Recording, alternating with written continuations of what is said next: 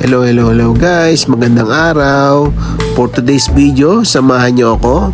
Magre-resto tayo naman ng aking kotse sa LTO dito sa Candelaria, Quezon. Ito nga pala ay extension office ng LTO sa Lucena. Kaya samahan nyo ako guys, let's go! First step ay kumuha muna tayo ng insurance dito sa opisina ng aking tita. Alpha Insurance nga pala ang pangalan ng insurance office nila dito. Malapit lang ito sa LTO dito sa Candelaria, sa tapat lang ng LTO. Salamat! PM nyo lang ako guys pag gusto nyong kumuha ng insurance at ipipm ko ang nasa dito sa loob ng office. Ang pangalan nga pala ng nasa office na to ay si Jessa. Sabihin nyo lang sa akin or PM nyo ako para ma-assist niya kayo. Salamat! Sa mga oras nga pala niya na binibigyan niya ako ng instruction paano step by step pag naroon ka na sa loob ng LTO. At siya nga pala guys, pag dito ay kumuha ng insurance sa Alpha Insurance ng tita ko sa tapat ng LTO, ay magkakaroon kayo ng libre payong. At ito na nga ang libre payong binigay na sa akin ni Jessa. May payong ka na, may insurance ka pa. Kaya talaga, let's go! At may picture taking pa kasama ang payong.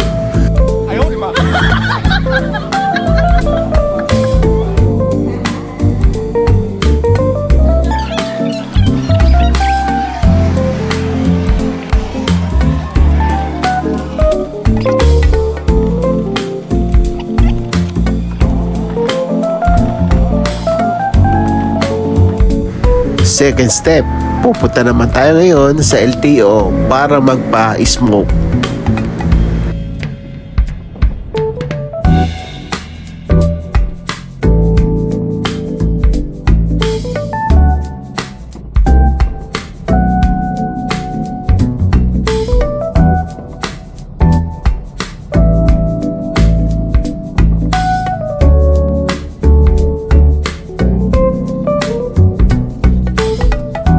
Pagdating nga pala dito sa main entrance ng emission, ibibigay nyo sa kanila yung ORCR nyo at yung insurance para makakuha kayo ng number sa emission. Salamat!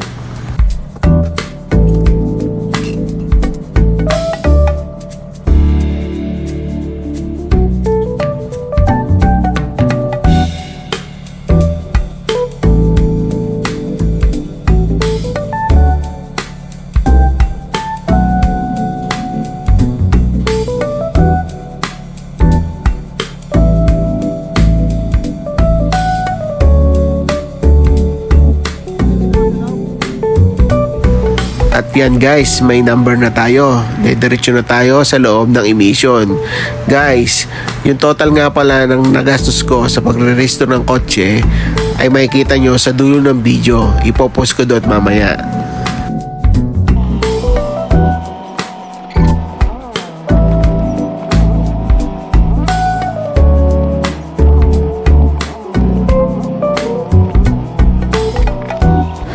At eto na guys, nandito na tayo sa emission. Buti ko kontenta ako. Pagdating natin, tayo na agad ang kanilang i-smoke test.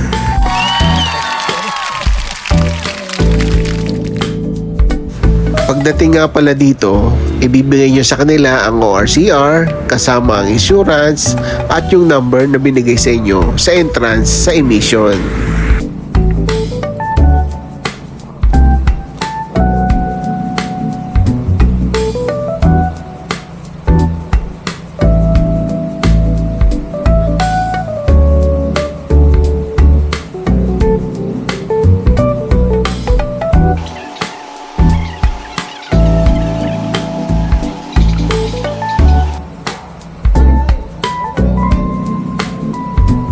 Medyo maulan nga pala guys nitong mga oras na mga ito. Nung magbabayad ako sa cashier, pangbayad dun sa emission test na gagawin nila.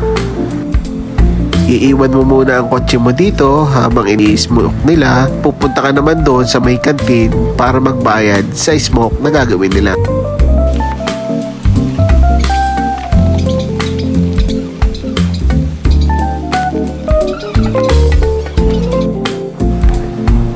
Pagdating mo nga pala dito ay makikita mo yung window 1 na cashier.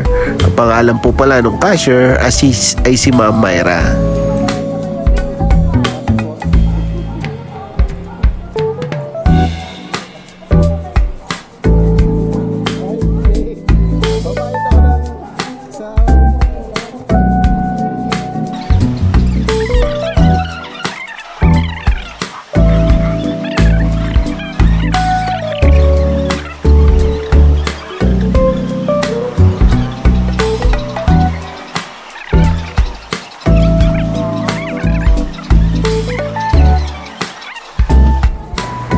Pagkatapos mo nga palang magbayad dito ay babalik ka naman doon sa emission.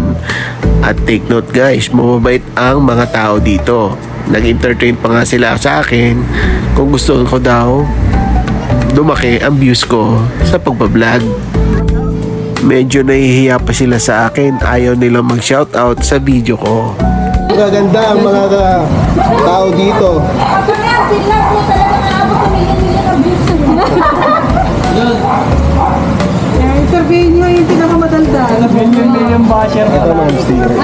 At eto nga, binigyan ko pa sila ng sticker ko.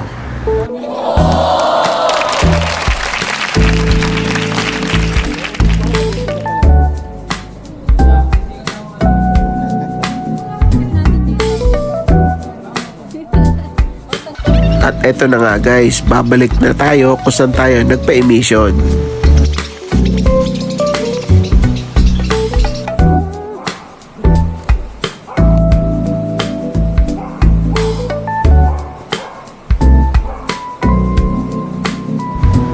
Pagdating nga pala dito ay papakita mo sa kanila yung OR na pinagbayaran mo doon sa pag-i-emission nila.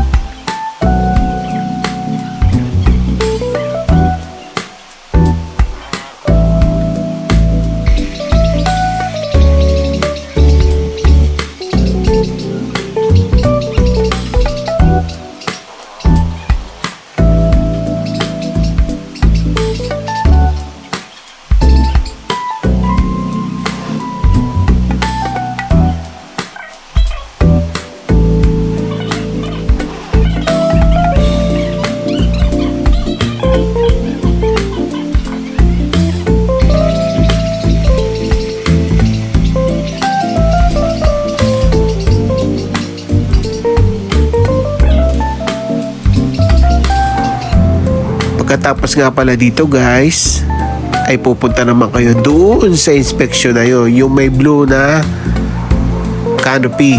Doon kayo lalapit para ma-inspection ang sasakyan nyo.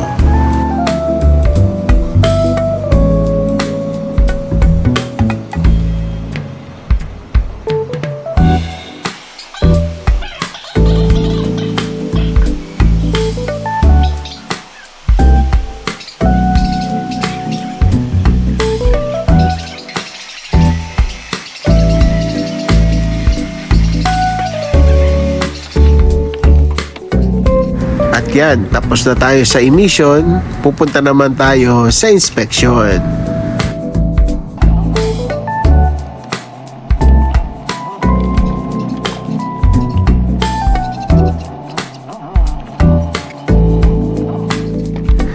Hindi ko na dinalagay sa labas ang camera kasi nahihiya ako kina sir.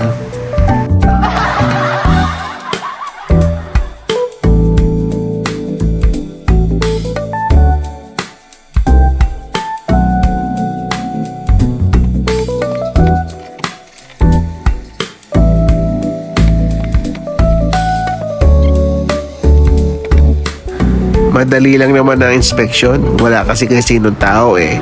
Chinek lang nila yung kotse at yung warning device ko. At eto na nga, tapos na tayo. Pupunta na tayo sa loob ng opisina para magparehistro.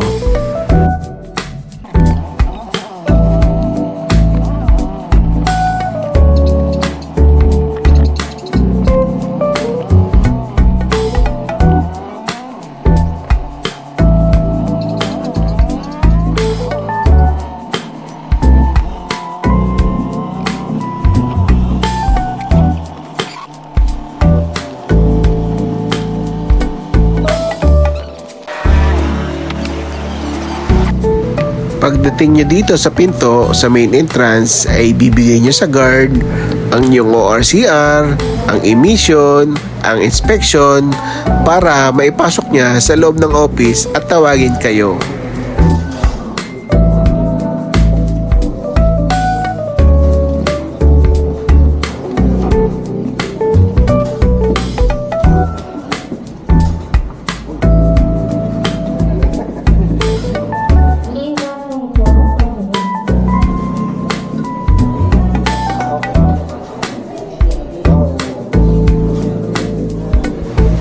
At eto na nga guys, uupo na tayo sa waiting area para hintayin, tawagin ang pangalan natin.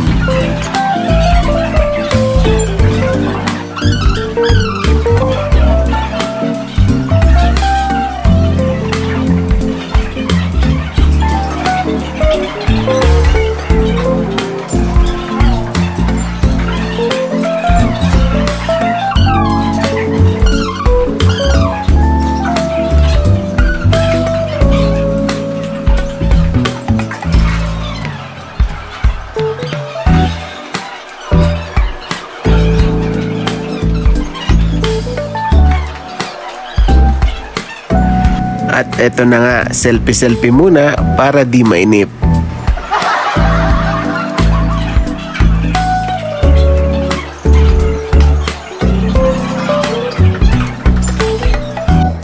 Lumipat nga pala tayo sa unahang upuan guys para makalapit agad tayo pag tinawag tayo ng cashier.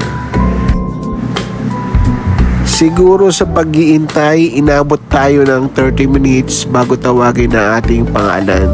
Hindi naman matagal pero cellphone lang para di ka mainip.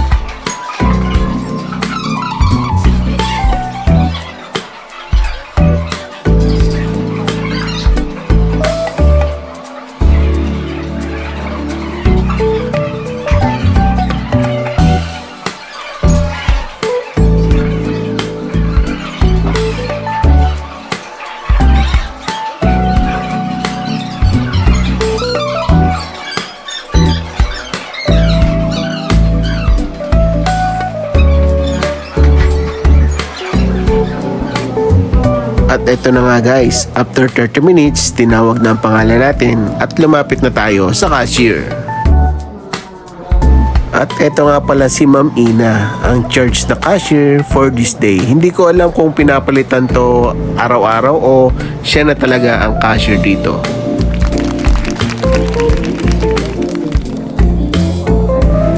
At eto na nga guys, nakuha na natin ang bago nating OR para sa kotse natin. At eto na nga guys, ang kabuang total ng nagastos natin sa pagpaparehistro ng ating sasakyan. At guys nga pala, nag-umpisa tayo ng alas 2 ng hapon sa pagpaparehistro. Natapos tayo ng 3:11 PM ng hapon. Diba ang bilis lang? At dito na po nagtatapos ang video natin sa araw na ito. Salamat sa panonood. Hanggang sa muli. Paalam. Peace.